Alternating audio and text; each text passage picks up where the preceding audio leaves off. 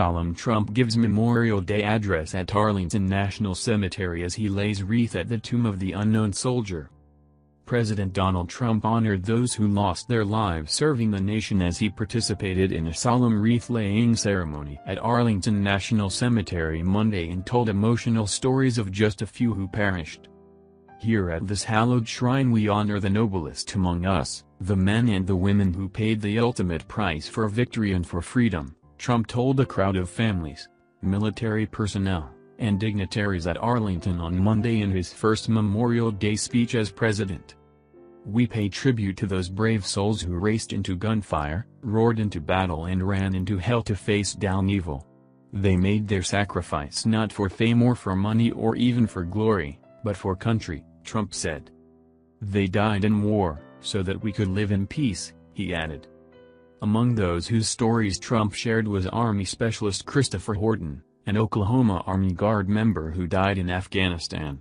"He was a sniper known as one of the best shots anywhere at any time," the president said, but died during a deployment in 2011 at the age of just 26. "Chris sacrificed his life to protect his fellow soldiers and to protect all Americans," Trump said, before hailing his widow. "Chris secured his place in our hearts for eternity," Trump continued. "Jane, America grieves with you," the president said. After he concluded his story, Horton's widow, seated near Vice President Mike Pence, wiped a tear from her eye, as she received a standing ovation from members of the crowd. "Thank you, Jane," Trump said, looking up in her direction from the dais where he spoke. Trump also toured the cemetery's Section 60, which holds the graves of those who served since 2001 in the global war on terrorism. The president gave a high five to Christian Jacobs, 8, who was dressed in a Marine uniform, and was there with his mother, Brittany Jacobs. His father, Marine Sergeant Christopher Jacobs, was killed in 2011. Trump also singled out General John Kelly, his Homeland Security chief, for having lost his son, Robert, who died fighting the enemies of all civilizations in Afghanistan. "We grieve with you, we honor you, and we pledge to you that we will always remember Robert and what he did for all of us," the president said. Robert Kelly was killed by a roadside bomb in Afghanistan's Helmand province in 2010 at the age of 29. Trump said Kelly was joined by his son-in-law, Jake, a wounded warrior. "It is because of families like yours that all of our families can live in safety and live in peace," Trump told his Homeland chief. Robert Kelly, the son of Homeland Security Secretary John Kelly, died in Afghanistan at age 29 plus 27. Robert Kelly, the son of Homeland Security Secretary John Kelly, died in Afghanistan at age 29. Trump also mentioned Major Andrew Byers, who was posthumously awarded a Silver Star for his heroism confronting Taliban forces in Afghanistan. Trump commanded a high-altitude parachute team that inserted itself into northern Afghanistan, hurtling into dangerous unknown territory, as the president told it.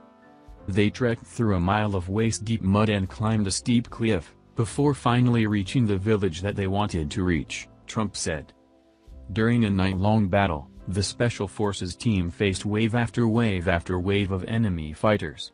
After a grenade detonated, and being surrounded by Taliban forces, Andrew ran through the smoke and through the hail of bullets to rescue an Afghan soldier, Trump said, and helping open a gateway to safety for U.S. and allied forces. But in saving those lives, Andrew was killed, right then and there, by enemy fire, Trump said. To his parents, David and Rouse, "We stand in awe of your son and his courageous sacrifice," the president said.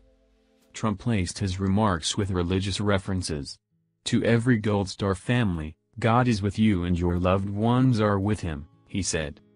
He also hailed former Senator Bob Dole, the former majority leader and failed presidential candidate, who suffered injuries in World War II that extended through his life. Trump called Dole 93, a man whose life demonstrates the values of service and sacrifice. As a candidate, Trump took heat for battling with the Gold Star family of Human Khan, who was killed in Iraq in 2004. Khan's father, Khizr Khan, invoked his son's death during the Democratic convention and blasted Trump, who then took to Twitter to go after the father. Trump visited the tomb of the unknown soldier at Arlington on Monday for the ceremony. After listening to the national anthem, Trump slowly placed the wreath before the tomb. After a military official secured the wreath, the president gave it a pat with his hand, then slowly backed away from it.